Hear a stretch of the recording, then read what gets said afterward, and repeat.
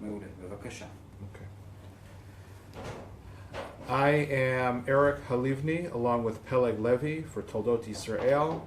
We're sitting with Lili Eylon in Nayot, Jerusalem, on July 31st, 2018. Thank you very much.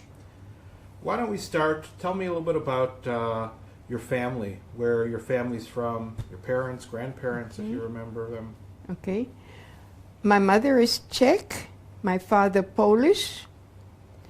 My father ran away from World War I to what was then still Austria-Hungary, Czechoslovakia, and settled in a town called Brno, B-R-N-O, where he met my mother. There they got married, and 2 years later I appeared. What were their names, your parents' names?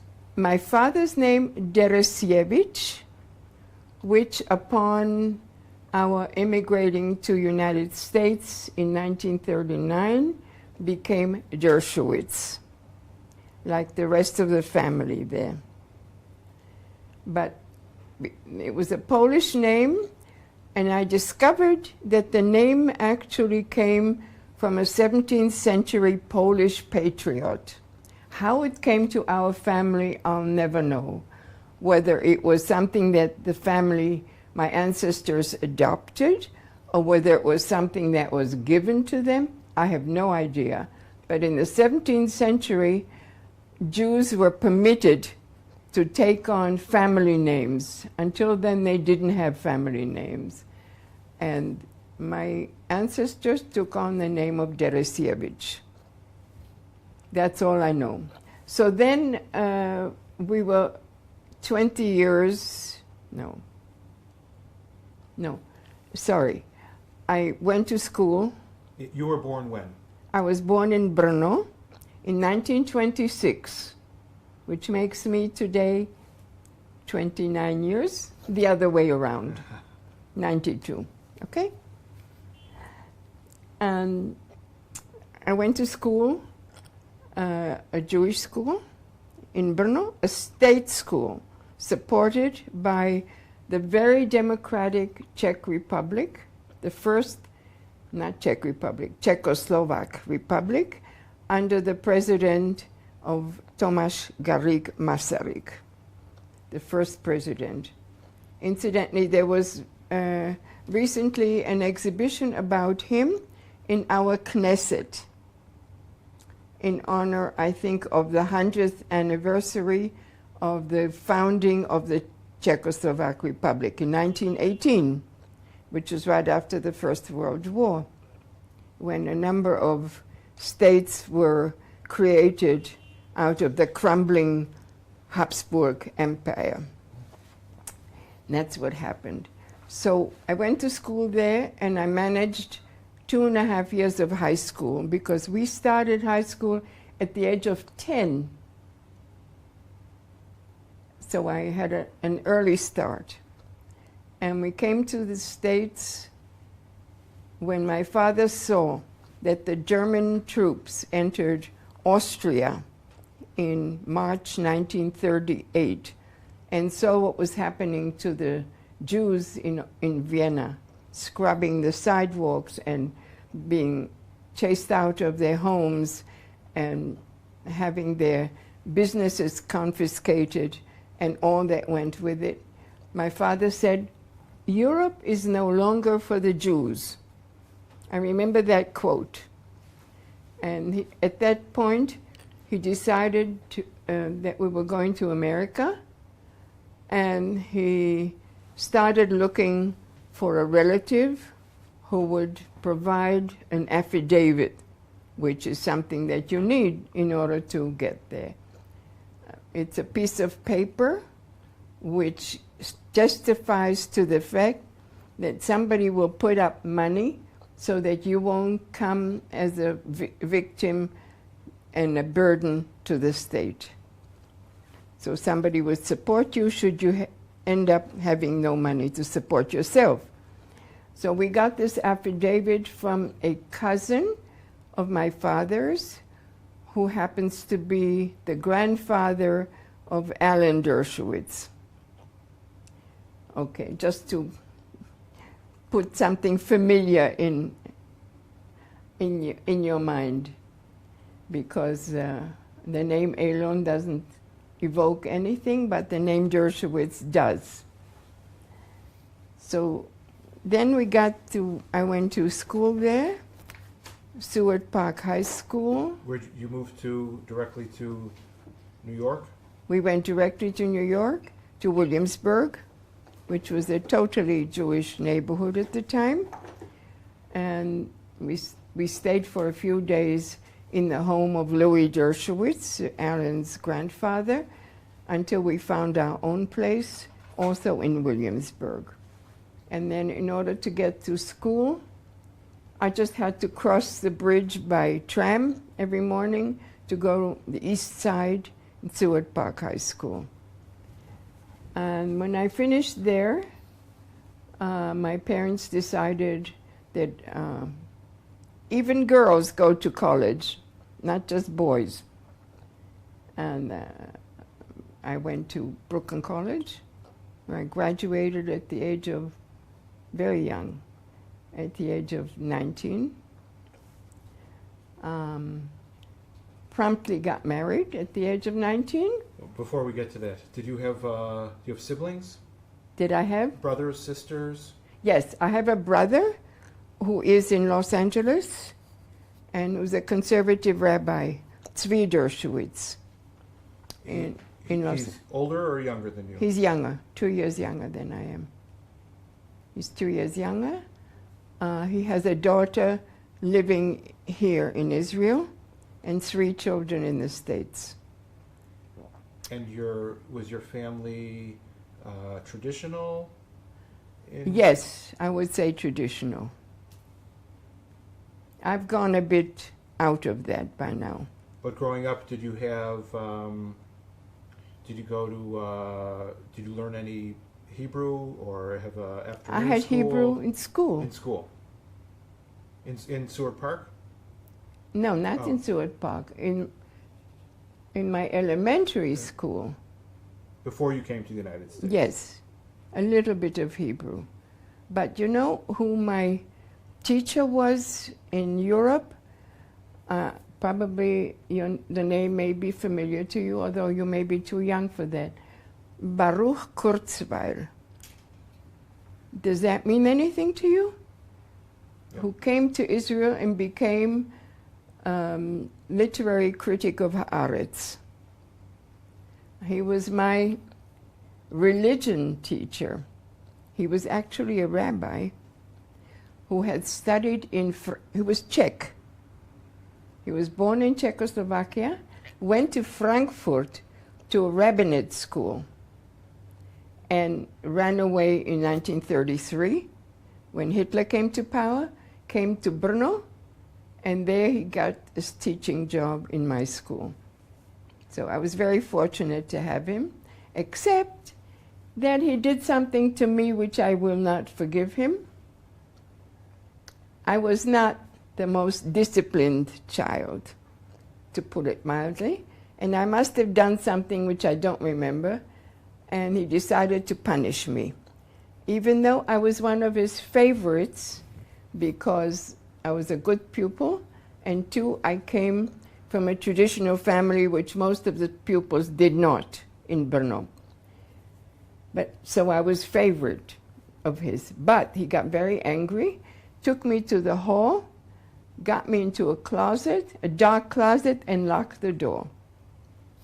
This is something that's not done today, and it should not have been done then. But it caused my claustrophobia, which I have to today. I must have been about 9, 10 years old. I didn't stay there long, but it doesn't matter. Yeah. I was there just a few minutes. Anyway, just an aside. But that was Kurzweil. He himself had a bit of a Napoleonic complex. He was short, and he was very dictatorial. I I came, when I came to Israel, I came to visit him. He was at Bar Ilan University. Eventually, this man, who was brilliant, committed suicide. It was something in the family, depression. I think his sister did it as well. Anyway, that's an aside about one of my teachers. So in America, I went to Brooklyn College. What did you study at Brooklyn College? I studied English and English literature. And sometime before the end, I spent a very intensive summer at the University of Wisconsin, who had a very good journalism course. And I studied journalism with a teacher who was from the Chicago Tribune, which at that time was a very, very rightist paper, but she was an excellent, excellent teacher. And I learned a great deal there, I must say, great deal. And then shortly after that, I came back. Shortly after that, I got married. When did you get married? When did you get married, and to who? 1945. It lasted about 9.5 years, and it ended in divorce. It was Scranton. He came from Scranton, Pennsylvania originally. He had been in the war and came back, and my father took him into business and so on, but it didn't work out. We had 2 children.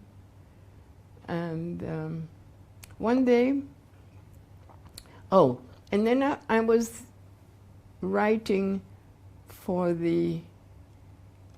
when my children were born, I started writing for the National Jewish Post, which comes out in Indiana.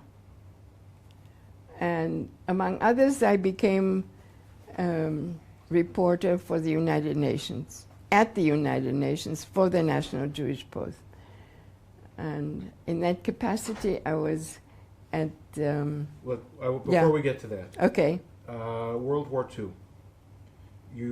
During the war, do you still have family in Europe? I had family, yes. They all perished. Did your parents have siblings that were still in? No. As a matter of fact, my mother's brother and 2 sisters saved themselves. Her brother went to Turkey just before the war, where he was interned as an alien. He was a Czech citizen, so he became... The Turks were then on the German side, if I'm not mistaken, in the Second World War. I may be wrong, but I think they were on the German side. And they sent him to the Asian part of Turkey. But he saved himself. He married a Turkish Jewish woman who went to join him in this terrible, deserted, horrible place where there was nothing to do and nothing to see. It was almost like the banishment of Dreyfus, almost. Anyhow, and then they went to, after the liberation, they went to Paris. My other sister of my mother's, one stayed in Poland and was sent by the Russians to Siberia and survived there. And the other sister went with her family to Tangier. Tangier was then international, didn't belong to Spain or to anyone else. It was an independent international territory. And they did take in some refugees. And she spent the war there. And I saw to it that they all came to the States. I ran around to consuls and so on. It's like the opera, the consul, where go back. That's a whole story, how I went and came, and each time they asked me for another piece of paper and another piece of paper and another document, and at the end he said to me, you know, we're used to getting something for this. So I said, okay, I will send you something. He believed me, he gave me the paper, and I sent him a case of champagne. That was for my aunt who was in the Dominican Republic. We got her to Cuba, and from Cuba to America. Everybody had a odyssey, a real odyssey. Your father's family also? My father's family, he had 4 brothers. One stayed in Poland, and that's never heard from him again. And all the others actually came to the States. Sooner or later, they all arrived. So they saved themselves. Did you get the name of Sammy Dershowitz? Sammy Dershowitz is my first cousin. Okay. He's younger than I am. And he came, they came on the same boat with us, but there were others who came later. And they were all Dershowitz. They all fine. They all survived. And they were all named, they all took the name Dershowitz when they came? Yes. Mm-hmm. No, one, but he's the American one. He changed his name, very interestingly, to Dorshav. Same letters, and the name has meaning, Dorshav. Very clever. Yeah. That Zachariah, you don't know him. He lives in the old city. No, not in the old city, near the old city. Anyhow. Were your family Zionists? Did they ever Absolutely. talk about... Yes, absolutely. We talked about that. Not actively, because we had it very good. Nobody thought of leaving. That was the furthest thing from our minds. Except my parents had very good friends whose name was Altman in Brno. They originally came from Romania, and they settled in Brno. And in 1935, he decided he was going to Palestine. He was a businessman, learned how to be a carpenter, learned the trade of a carpenter, worked with wood, ended up in Tel Aviv with 2 or 3 furniture shops. In 1935, when my parents came eventually to Israel, because I forced them to, they took an apartment right near, and the friendship continued as though all those decades had not existed. They just continued. It was wonderful to see. Saw each other every single day. Did you talk about Israel or Zionism or follow the news about these things when you were younger, or once you were in the United States or in college? Not really. I was interested in everything that was happening here, but there was no Israel. There was no Israel. Yeah. It was Palestine. But then when I started writing about it, and when I was correspondent there, I wrote about every single meeting that either the General Assembly, the Security Council, or one of the committees had about Israel. So I was well informed. And at one point, I got a job working for JDC, for the American Jewish Joint Committee. American Jewish Joint Committee. Distribution Committee, that's it. And there I wrote stories about Israel, never having been there at all, never having been here. I wrote all kinds of articles, and I did all kinds of, you know, at the beginning, most of these organizations, unless they are specifically Zionist, were either anti or neutral. I mean, the American Jewish Congress, neutral. Excuse me, in what years are we talking about? Just to... Here? What year? What What year? year are we talking about this? You're talking about... When I was at the, At the National, at the Post, at the National Post, or at the... In 46, 47? yeah, Yeah. 40s, in the 40s. In the 40s. 40, 46, I was working for the American Jewish Joint Distribution Committee, and at the same time at the UN. At the UN at the same time. But you, at the UN, you were writing stories for the National... For the National Jewish Post, right. Mostly about, yes, only about Israel or Palestine. So that was Israel. your beat.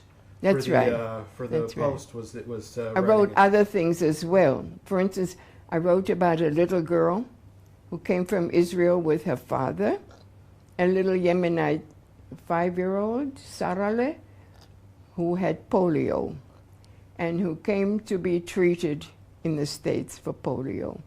I wrote about it, and there was an outpour on the part of the readers of sending all kinds of dolls and presents for the child. It was something wonderful, and money. And each time I wrote that in the paper, it was noted, it was published, and that stimulated others to do more like that, and they all did. It was, for weeks it went on. It was wonderful, wonderful. And then, speaking about polio, another interesting story I did, if that interests you.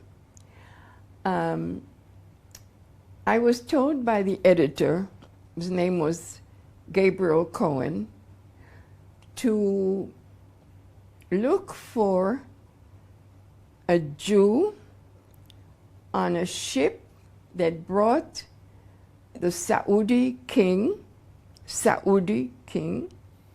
King Saud at the time, who was bringing his youngest child, who had polio, to be treated in New York. And I was supposed to meet the boat and find if there was a Jewish passenger on that boat. Interesting, huh? This was in the middle of winter. I lived in Queens. I get out of the car. It's this thick with ice and snow, so I had to first get it off. And then I drove to Manhattan, to the pier, in the middle of the night. It was 4 o'clock in the morning or something. It was journalists, not just me.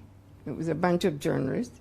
And we went on a small boat that would bring us to the big boat. They didn't dock in New York. They were afraid to do that. So first we went with this little boat, froze in it, and got there. So what do I do to find a Jewish passenger? I asked for the passenger list. And I found a name that didn't exactly sound Arabic to me, although most of the names were Arabic there. And I went to this young man. I found the name of the cabin, went downstairs, went to him, and see a nice young man, blonde, and although it was obvious to me immediately that he's the kind who doesn't like women, who prefers gentlemen. So I felt safe. I was a young woman then, 22, something like that. Anyhow, no, it was a little more, but I was not bad looking. So then I go down there and I start asking him all kinds of questions. What were you doing on this boat, I said to him. He said he was teaching English to one of the sons. I mean, the king came with a whole retinue, with a whole family, and one of his sons was getting English lessons from this young man. And at one point he says, I asked him, who is your favorite politician? He asked the Saudi boy. And instead of saying who, he drew a portrait of whom? Of Stalin. And that picture was my scoop on page 1 of the paper the following day, or the following time. Anyway, that's just a bit of color for the... It was interesting. There were some very interesting things in my life. So that took care of that. So in 1947, you are working as a journalist, and now they start to have the meetings of the United Nations Special Committee on Palestine. And you're covering this? Absolutely. I was covering that. But also this was covered by the, I don't think this was, mine was printed at the time because the agencies were all covering it. So they took it from the agencies. But it was fabulous to sit there and listen and see 33 for, 13 against. Don't forget the UN was much smaller then than it is today. And I think how many absent? I don't know how many absent. 10. 10? 10 absent. So tell me about the experience. Tell me what it was like when you know highly emotional. Well, tell me about it. What you remember leading up to, and then that day, November 29th. Did you know that when the vote was going to be? Do you remember some of the people that were there? Yes, of course. I remember the Israeli journalists who were there. I was not yet an Israeli journalist, but they were. There was Isaac Remba from, what was the revisionist paper then? Yeah. What was the revisionist paper? I think it's Atzofe, maybe. Aboker, or maybe. Haboker? Aboker or No, Atzofe. Aboker Lo. That was General Zionists. Okay. But there was... Amashkif. No. Okay. One can look it up. This Yeah. is not a problem. Yeah. And there were a few others. Every newspaper, every Israeli newspaper had his paper, and then there was Abba Evan there. Abba Evan the Great. I mean, when Abba Evan gave a press conference, all the other journalists came to me and said, what did he say? That's a diplomat. Let everybody interpret what he says as they see it. It wasn't clear. Also, his English, the English was Oxford English. I mean, it was perfect. But then he spoke about 6 or 7 languages like that. He was incredible. The man was incredible. I had the pleasure of conducting him, but I'm ahead of myself. What about other people that were there as part of like the American Zionists that were there?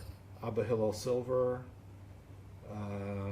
Stephen Wise. I didn't meet them. I don't know. Mm-hmm. I saw them. We knew they were great personalities. That's all I knew. What about? Can you describe when the vote began? You didn't know exactly how it was going to turn out. No, so we didn't. What was the We feeling? didn't. It was very tense, very, very tense. Everybody was very tense.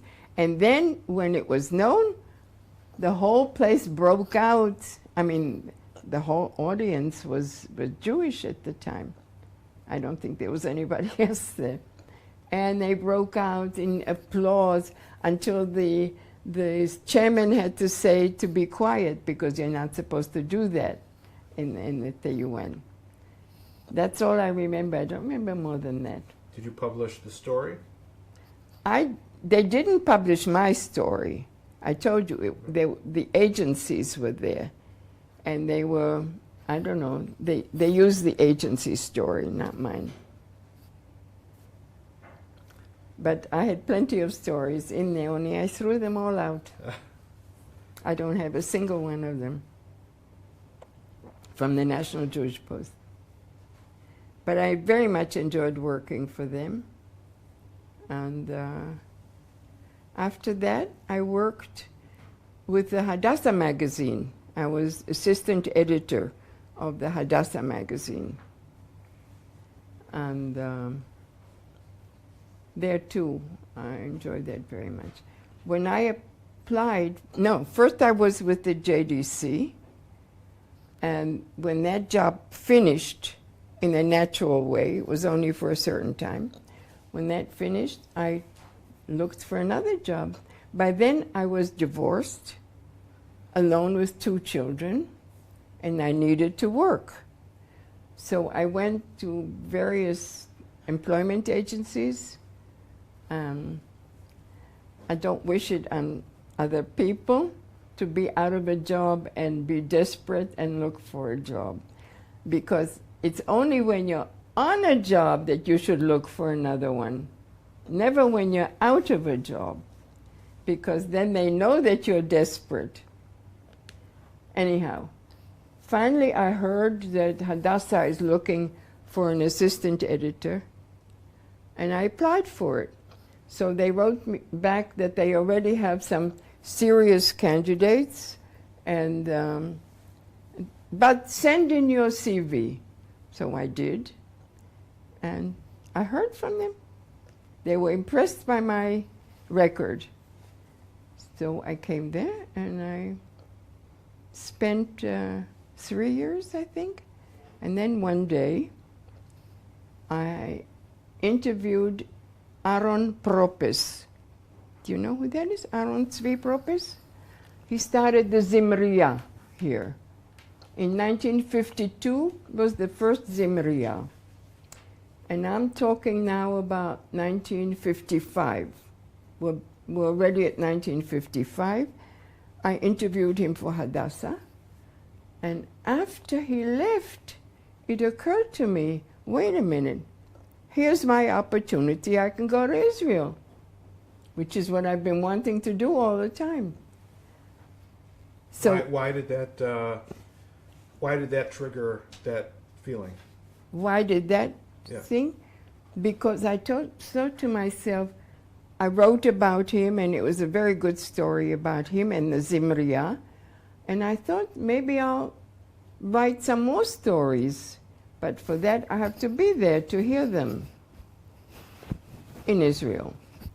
So what the French call esprit d'escalier, meaning the spirit of the stairs. Once you're already on the stairs, you think about something that you forgot. After he left the country, I thought of this, that this could be a good idea to get to Israel, and wrote to him. And I said, look, if I can promise you 2 more articles about the Zimriya, would you send me a return ticket? So he wrote back, I can see to it that you're put up in Israel, room and board. I said, no, thank you. I would like to have a ticket back and forth, because I could stay here with people. I had no problem. And very much to my surprise, he granted it. So there I was, and I was able to go in 1955 to Israel. At the same time, I think it was at the same day, I think it was the same time that I did stories on Hatzor that Yadin was digging at the time. And Yadin was angry at the Israeli journalists for some reason that escapes me. I didn't know about it. But because I came from abroad, I was allowed to go and visit there. But who were you writing the stories for? Also for them. Hadassah? Or for For Hadassah for now. Hadassah, Yeah, for Hadassah. Now for Hadassah, the whatchamacallit, the business about the what was I saying before? Chatzor. No, the one before that. Zimriya. The Zimriya. About the Zimriya, I went to a few of those concerts, and then I went back to America. What I promised is what in Yiddish they call, does anybody know Yiddish here? No. Anyway, to translate it, promising the years of the mother-in-law. You can't translate the Yiddish. What is it in Yiddish? It means... How do you say it in Yiddish? To promise, I don't know. The Schwieger's Juren. Schwieger, the mother-in-law, the Juren. How can you know how long your mother-in-law is going to live? How did I know if I can keep my promise about these two articles that I promised? Where would they appear? I had no idea. I did this strictly on speculation and on self-confidence. That's all.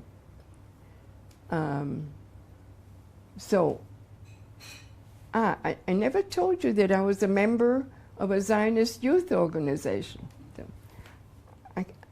I'm not chronological. That's fine. But I was a member of Masada, a Zionist youth organization. Where? In New York. I was also at one time a volunteer with Hadassah for their, what do you call it? Youth committee or youth something or other, youth division.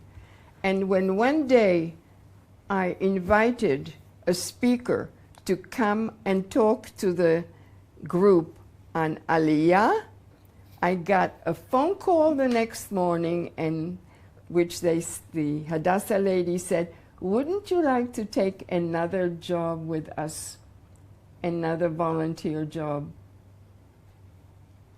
That was before I was working for them. It was a strictly volunteer job. I said no.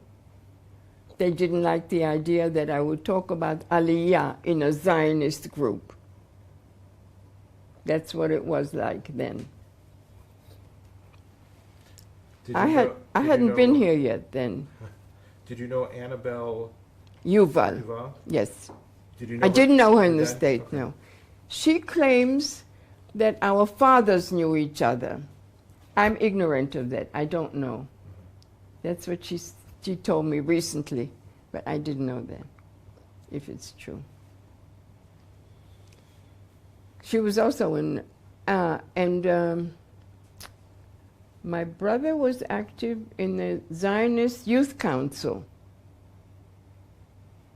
Tzvi Dershowitz. I made lots of speeches to different Zionist organizations. Oh, and something else. You see, it all comes out. It's not a very orderly brain. At one time, I had I started a dance group, an Israeli folk dance group that I led. And I had it for a number of years until I became pregnant with my first son. And that dish is what the youngsters gave me after that silver and glass and silver dish, the two dishes. No, take off the things there. Okay. That's very beautiful. That's Nice. that I remember from those days. And we appeared before at conventions. And we appeared on the stage at conventions, at Zionist conventions, obviously. So that's in terms of what you were asking. your first trip to Israel comes in 1955. 1955. What was it like when you, was it what you imagined when you first got here? I was very moved. When I first came up to Jerusalem, I had tears like that coming down. It was very moving. Jerusalem was everything I imagined, plus. But the thing is that when I came in 59, for the second time, and this time I brought my children, and by this time I was divorced. I had been divorced already 4 years, and I came for a month as a tourist with my children. We had tourist visas, the three of us, with a ticket back and forth, return ticket, which we never used because I just felt I could not leave Jerusalem. I couldn't leave this city. If I find a job, if I find a place to live in, I didn't know the language, I didn't have money. But apart from that, I had the motivation. That's what I had. And self-confidence. Motivation and self-confidence. So I went to the Hadassah ladies because that was the only address I could think of who might help me. I went to them and I said, tell me, they knew me from my writings and you knew that I had been, was currently the assistant editor of the Hadassah magazine. I said to them, do you know anybody who could use my talents? My talents was writing in English. That's all. No other talents. So they said, yes, Ora Herzog is looking for someone who will be coordinator of a commemoration of the 100th birthday of Henrietta Sold. Sounded good to me. I asked for her phone. They gave me a telephone number in Herzliya. I call her up. I don't know her from Adam. I speak to her in English. She has no problem with English. She's from Egypt. And I said to her, Mrs. Herzog, could I please see you tomorrow morning? I understand you're looking for someone. She said, no, tomorrow morning I'm going to the beach. I said, fine, I'll meet you at the beach. I put on my bathing suit, put a dress over it, and I met her in Herzliya at the beach. And we made a deal. We made a deal for a year and a half. I'm here with 2 small children. Am I going to worry about what's going to happen in a year and a half? No, I didn't. So I took the job. I put an ad in the paper exchanging a house in Queens for an apartment in Jerusalem. I got lots of offers, and I chose one next to the President Hotel, what used to be the President Hotel in Talbiyah. 2 flights up, no furniture, but good location. What we had is 3 beds, a table, 4 chairs, and a sofa. And a telephone that was unpaid with a bill, with a debt. So I couldn't use the telephone. Apart from that, everything was okay. I don't know whether they heard the name Peleg. Pinchas Peleg? Pinchas Peleg? That was his house. How did you know about him? You know, okay. Where did he go? He went to my house. You switched with him? We switched with him. That's what I'm saying. He left me this nice unpaid telephone. Anyhow, I did it for a year. I wanted to try for a year. How old were your children? My children were 9 and 11. Okay. But they weren't planning on. Did they think they were coming for good? They were figured they were coming for No, what? they didn't. I didn't know myself I was coming for good. Okay. I didn't know. Right. I didn't tell their father. Nothing. I just stayed. I wanted to register them for school. It was July. And you know the answer I got? It's too late. Registration finished in May. Now what do? 2 children come. There's a law that children have to go to school, right? Too late.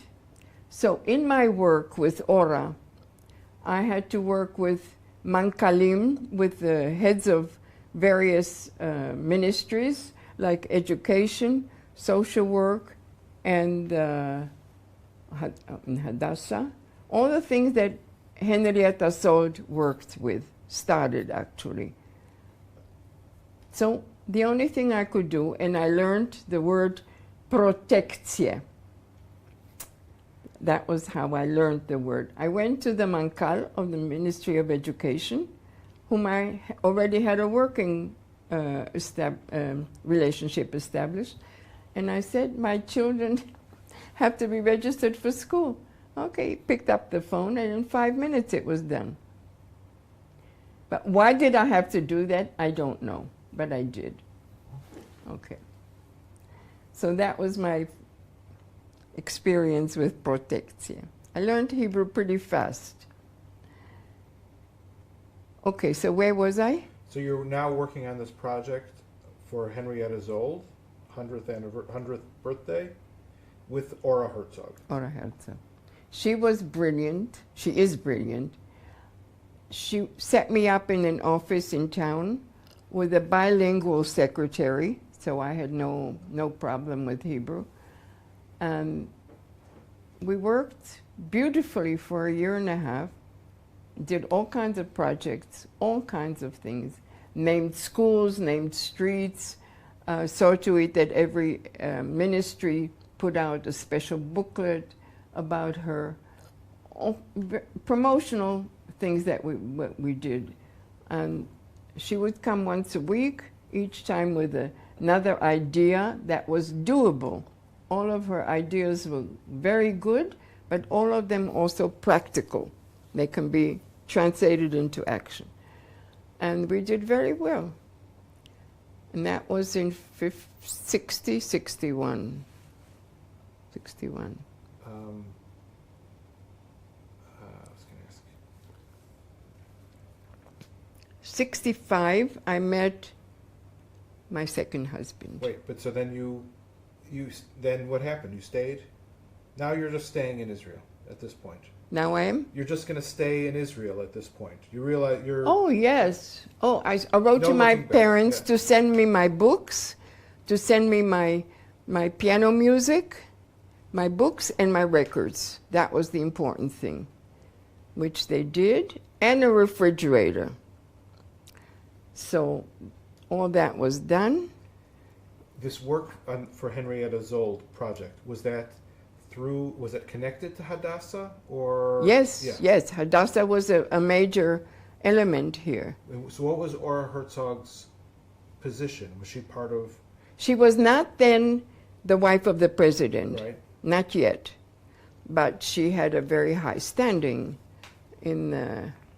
she did all kinds of cultural things. I think she organized the film archive, Israeli film archive. She did all kinds of she initiated all kinds of things. You know that clock on the way to the Knesset outside, that's her idea and her doing. She did that. I mean, that's a small thing, but she did really wonderful things. Eretz Yisrael Hayafa is her project.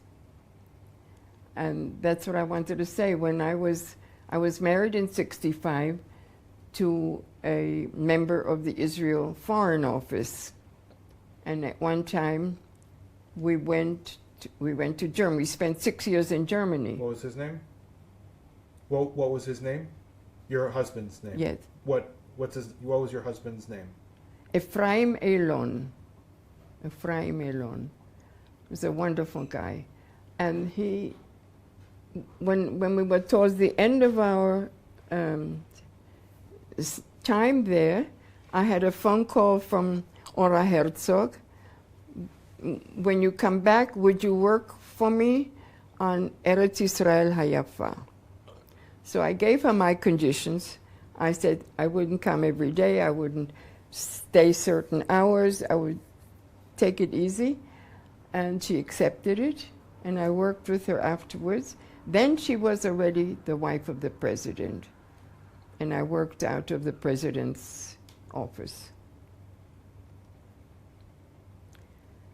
If you want to hear what I'm really proud of, the one project I'm really proud of, I did recently, just this year. Okay. I decided that I'm a very lucky girl. We escaped the Nazis. I'm 92, and I can walk, and I can hear, and I can see, and I go to lectures, and I go to concerts, and I go to theater. I can do anything I want. Almost anything I want. Okay? Okay. I didn't tell you that I lost a son. I lost a son in the army. There's nothing worse than that. Nothing worse than that. I paid my debt in that way, that I was able to stay alive. I paid it with the life of my son. Can't get over that. That stays inside, and no matter what I do, it's there. But at any rate, I decided that I am, compared to so many other people, I'm lucky. And I decided that there are many people who are less lucky than I am, and I'm going to do something for them. So I decided that I'm going to do something that nobody has done. It's a small thing, on a small scale, but I hope it's going to work. And it did. And what I did was send Nitzolei Shoah, a few of them, to a luxurious hotel for 3 days. Something that they never had and never will have.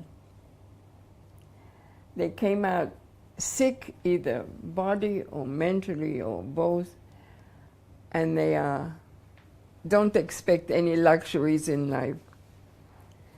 So I did a campaign on the internet, and we collected money, and I still have 2 more people to send. We have money for 2 more people that we're going to send. And I'm very happy about that. And if there's anything I did in life, I feel that that's the positive thing that I did. How did you organize that? Who did you work? I did it all by myself. How did you find the right people to send? I looked in the internet, and I found that there is such a thing called give back. Give back to society, so to speak. And you do it through them. They take a cut. They take, I think, 10% or something. They take a cut of the money. But people, you'd be surprised how many people. I put out a video like this, an appeal, and people responded. People I don't know, people from all over the country came. I had, how many? 70, 76, something like that, maybe more. I don't remember the number of people who responded, but I got more than I had set. You set a certain amount, that you want to get by a certain date. You have to set those two things. And either if you don't get it, then the whole thing is they give the money back to the people who donated, and the whole thing is finished. But I got more than I had set for myself, and I'm very glad about it. That's it. Amazing. Did you do more work as a journalist while you were here afterwards? After the Hadassah? Did I do more what? As a journalist, did you? Yes, I know journalism. I've been working until about a year ago. Wow. Maybe it's 2 years by now. I worked for a German paper, writing about Israel, Die Welt, a big daily paper. I made the connection when I was in Germany. And I wrote for the Herald Tribune, Aleha HaShalom. Doesn't exist anymore. I wrote lots of things for both of these. And then I wrote for the internet. I wrote feature stories on high-tech things, of which I understand nothing at all. But I asked questions, and I got the right answers. Who'd you write for? I wrote for something called something. One of them was... Just waiting for the phone. Go ahead. So you wrote for the technology. I'm trying to remember. One of them was called Architecture Week, where I wrote a lot about architecture. For instance, one of them was about our Israeli embassy in Berlin. I wrote about that, and a few other things. About Brno, about my city, I wrote, yes. About Tel Aviv being a white city, Bauhaus, the biggest Bauhaus city in the world. Did you know that? Yeah. I wrote that on the internet. I have copies of that. And I wrote for a Swedish high-tech paper, in English, of course. They translated it into Swedish. And there I wrote about when they began the new airport in Lod, when they added the new airport. I went there and I spoke to all the people, high-tech people who were working there. There were lots of them. And I asked a lot of questions, but you have to ask the right questions in order to get the right answers. And I managed it. And then I wrote about Jerusalem. That was the first one I wrote for the Swedish paper. That wasn't on internet. That was a printed paper about how we redid it after '67 in terms of electricity and water and all those things. That was very important, because before that the electricity, I was there on the day, in '67, there was a journalist tour. I was the day when I saw dead people lying on the ground, and electric wires on the ground, and it was that kind of a day. And how we distributed milk. There were trucks of milk, but nobody dreamed of taking a picture of it and showing this to the journalists the next morning. Nobody thought of that. Here we did something good, but if you don't record it, it doesn't exist. Nekuda. I was very angry about that. Anyway. I want to go back for a minute Yeah. to New York Hmm. in 1946, 47, 45 even, I guess even a little bit earlier.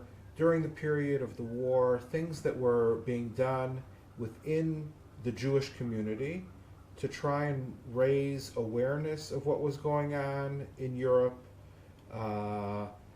the response of the Jewish community, things like Peter Bergson and groups to try and save Jews, or groups that were trying to help out with illegal immigration after the war. Did you know any of these people? Yeah. Do you remember any of them?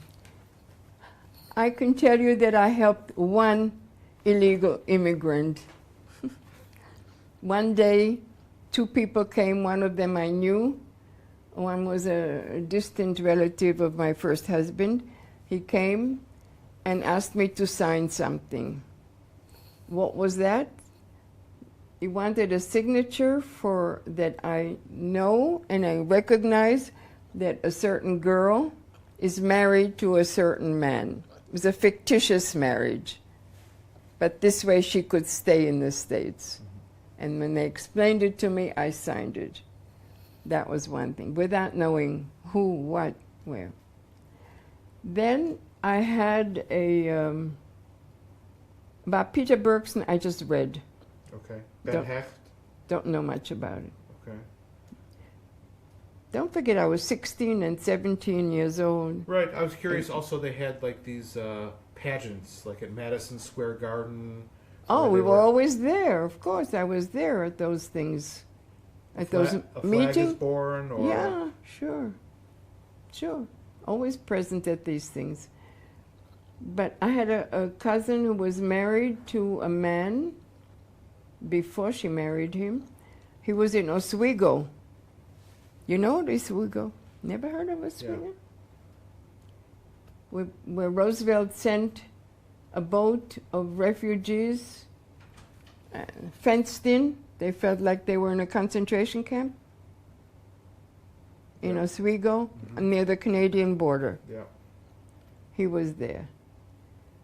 That's all I know. I mean, he was not happy. But we participated in all kinds of meetings, Madison Square Garden, and that sort of thing, yes. Was that through Masada? Through your? Also, yes. Masada was quite active. And I remember I still have a picture somewhere of two people, two friends. Both of them came here eventually. We sat on my couch. I was pregnant then, and we were writing a play. This was 67, not 46, writing a play about Israel, very idealistic and very imaginative and very utopian, that of course never was, but except in our imagination. Sitting and writing this play, I remember. We had to get our feelings out in some way that we were so happy about. Not 67, 48, I'm sorry. See how I get mixed up with dates? It's okay. 48, after the state was born. And by the way, my son, I have two sons. The one was David, he's in Har Herzog. But the other one, Ra'anan, his middle name is Yisrael, because he was born on the same. Yesterday was his 70th birthday. So I gave him the name for the country. Uh-huh. Yeah. Did you go to any rallies or anything of the sort in New York at that time in support of? Sure, we went to all. protests, Sure, anything all that the specific protests, all the rallies. Absolutely, absolutely. We did that. But that's it. I mean, there wasn't much more we could do. Sign petitions, that kind of thing. Okay. When What- was David killed? When was David, your son? 69. It was not in battle. It was the last exercise in the Bet Sefer Lekzinim. He was due to go to a very, very, very special Modi'in unit above the 8-2 something or other, something higher than that. He spoke perfect English, perfect Hebrew, perfect Arabic. אני רוצה להראות לכם משהו.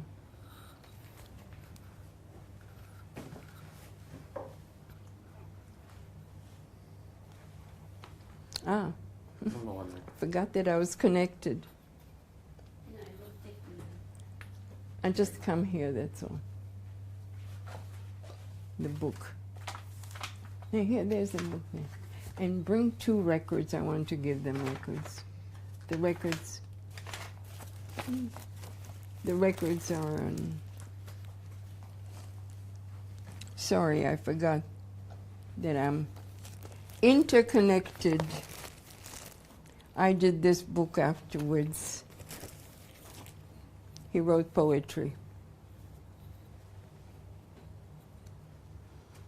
His name was Eller, my first husband. Oh, am I supposed to put that back here again? No, it's okay. No.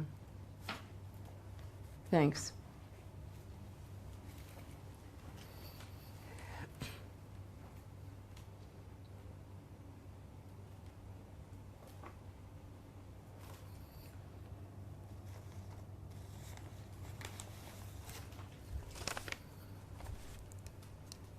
גמרנו? עוד לא. עוד לא? עוד לא. נשמע, לא רצית שאני אשים את זה? זה יושב, לא הורדתי את זה. הורדת?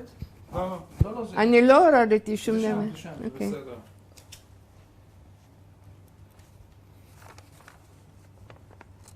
Somebody wrote about him that he did more in his 19 years than some people in 60, and it was true. There were no telephones, no cell phones then, and no internet and no this. So there were books, there was music, and there was imagination. It was a different age.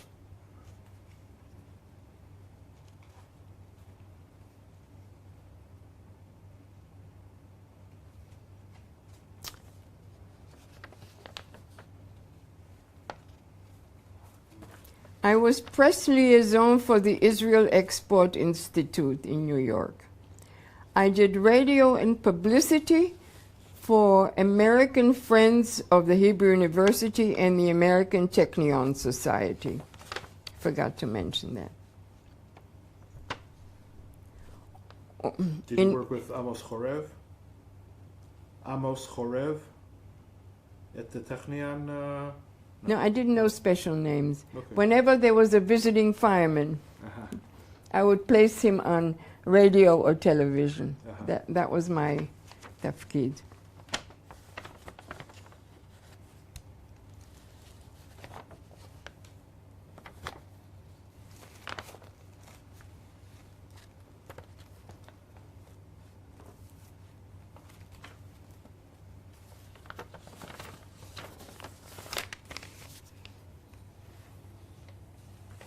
Okay.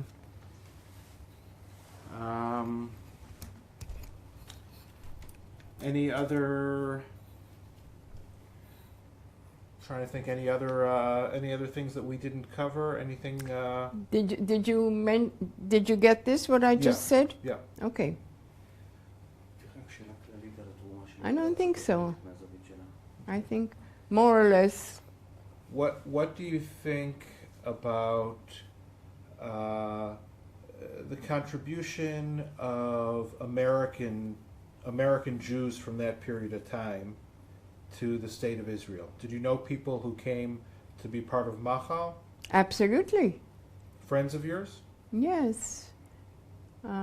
First of all, Dave Makarov, and secondly, his name, names are not something that remain in this head. I'm sure you know he's got Geffen Publishing now. Murray Greenfield. Murray Greenfield, that's right. Did you know him in New York or only from here? No, but I met him shortly after. Did you know Mordechai Chertoff? Did you know that name? I think so, yes. Or Marlon Levin? Of course. Dear friend of mine. Betty. Did you speak to Betty? We interviewed Marlon and Betty. Ah, good. Yeah. Okay, so you got a good interview Did there. you know them from the United States or from here? No. From here. No, Okay. from here. Yeah. They lived in Nayot also. First, where did you interview them in? In the Bet Hakerem? yeah. Basically. No, you used to live here, Oh, okay. next to Judy. Yeah. No, we were all one nice bunch here. It's changed. Now they're different population. Okay. Okay. Lily, maybe you have some pictures from 46, 47, something? From when? Pictures Of what? from the stage, from those days.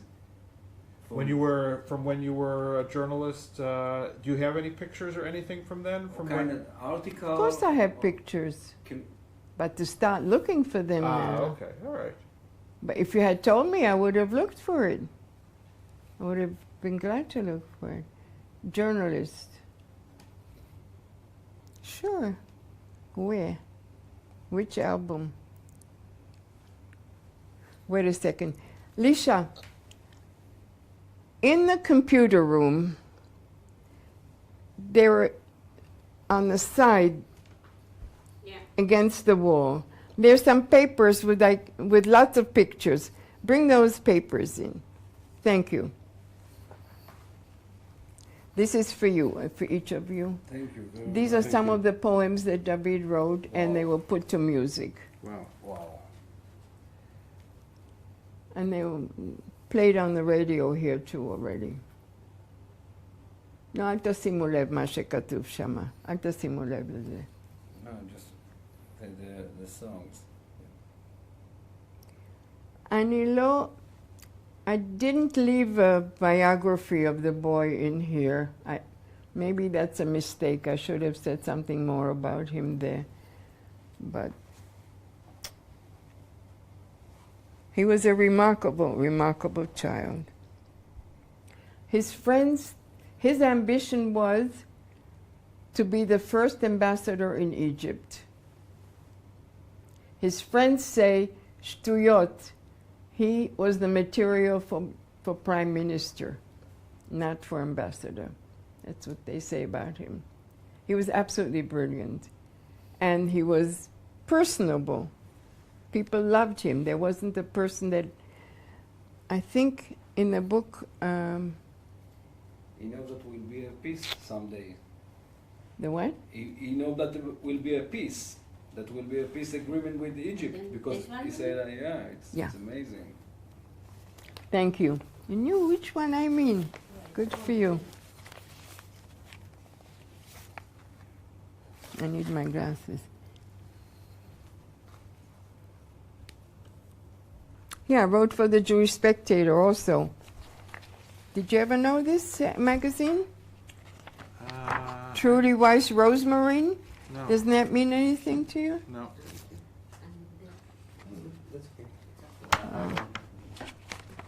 This is my son Ranan, who's a musician. He plays the flute. But here, I think she wrote... No, I'll get to the picture in a minute, but I want to show you something. She wrote when... You might want to just take a look at what she said. Trudy Weiss Rosemarine. That's me.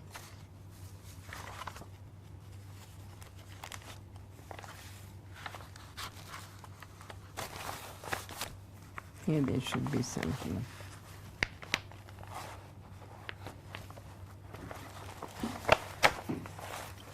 שימי את זה מה שאת לא צריכה כאן, יהיה לך יותר קל. כן, אתה צודק.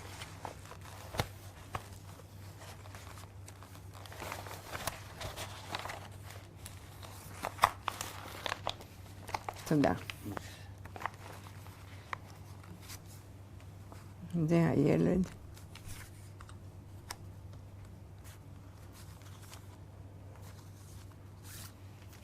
שניהם. Oh, sorry.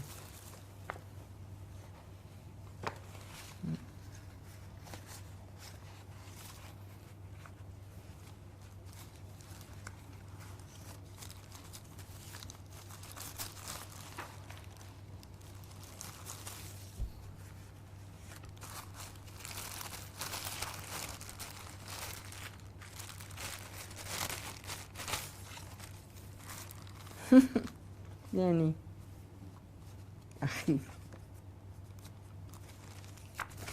Oh, come on. Leave it, leave it. My mother. Beauty, huh? She lived to be 98.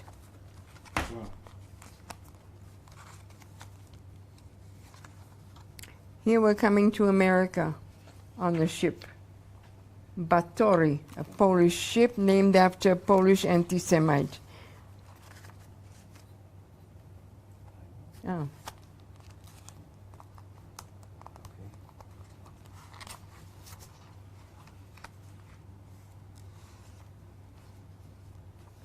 Wife of a Israeli diplomat. This is a Romanian, we were in Romania also, Romanian minister. Is that interesting? Yeah. I get it. My son, the flutist. Yes. This is David, שאיננו יותר. No, I don't need any more. I don't need any more. I'm just trying to find one where I interview somebody. I know I have him.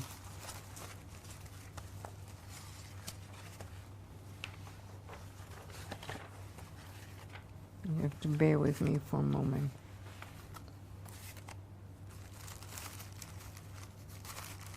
Look at that. Sure, I have it in here.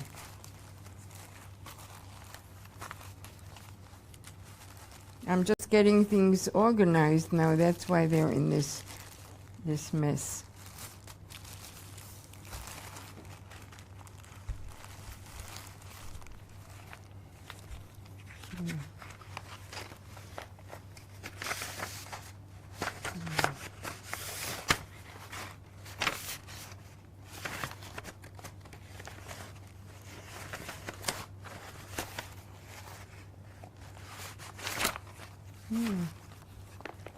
לא יודעת איפה זה.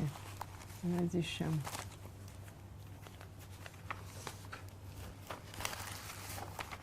פה יש איזשהו עיתון ישן, אז אולי זו כתבה.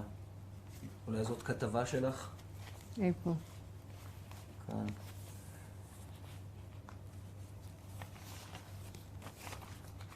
כן, בגרמנית. אוקיי. על הרוסים שבאו. The headline is The Power of the Muses in their valises, something like that.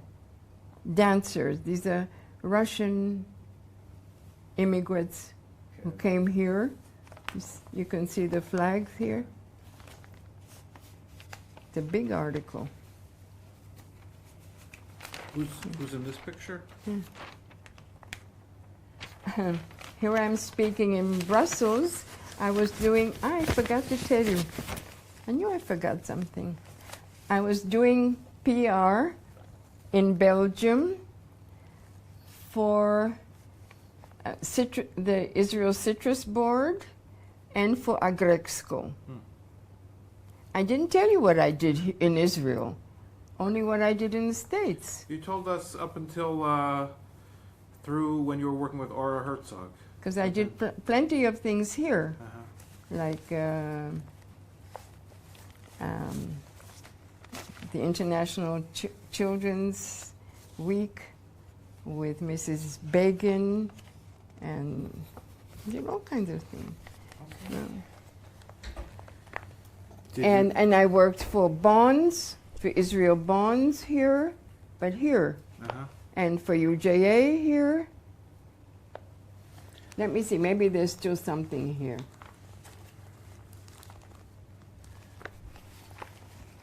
I'll put that there.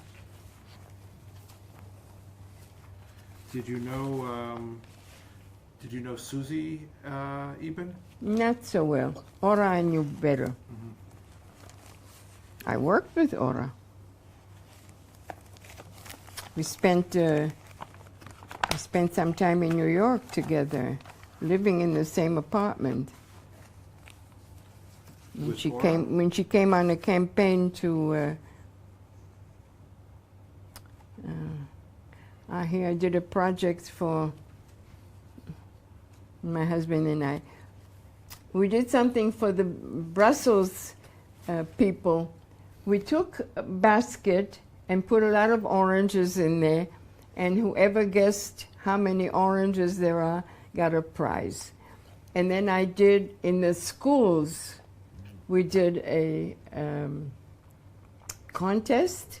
Why would I like to go to Israel? And the little girl who won went with her mother for a week to Israel. That we organized. Maybe there's something here. The schools that are named for Henrietta Zold. We did that. So the school, there's one on Gedud HaIvri. That's right. That was our doing. That was all our doing.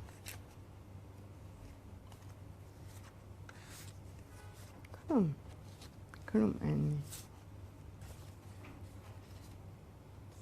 nothing here. So this is when we were giving out prizes. He was pulling out my husband pulling out the numbers for winners. Okay. That's, I thought I have something here, but I don't.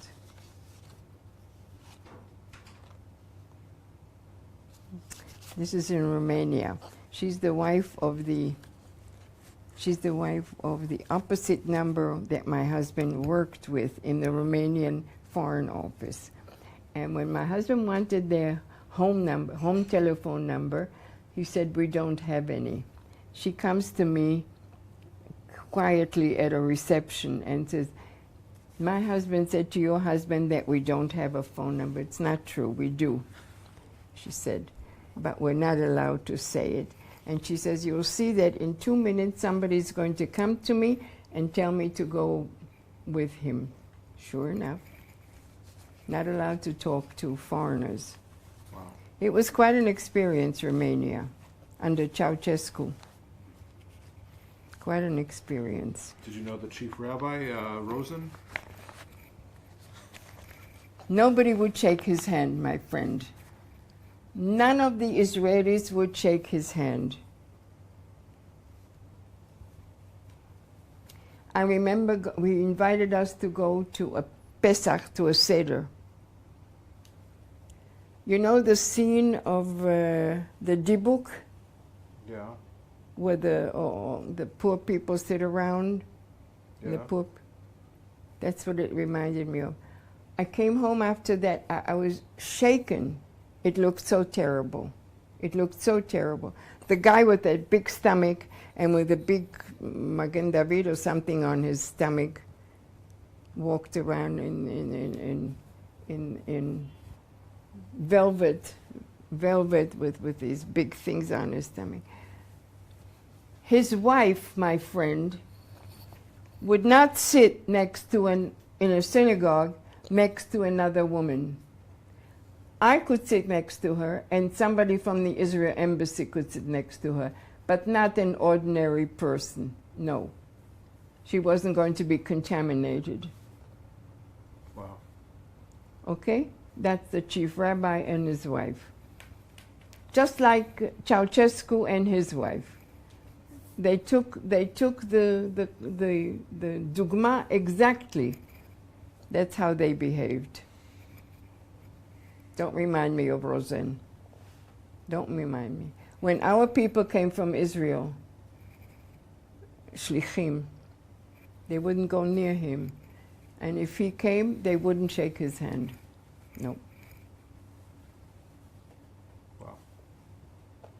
I think he worked against Aryeh. I don't know exactly what he did. He worked very closely with Ceausescu. He was very... Well, okay. Yeah. In those countries, you are a government employee. Right. The religious are government employees. That he couldn't help. But he didn't have to go overboard. Right. Right? That's what he did. Zeu. Okay. On this happy note. Well, this was fascinating. Thank you very much for your time. And I enjoyed it too. Good.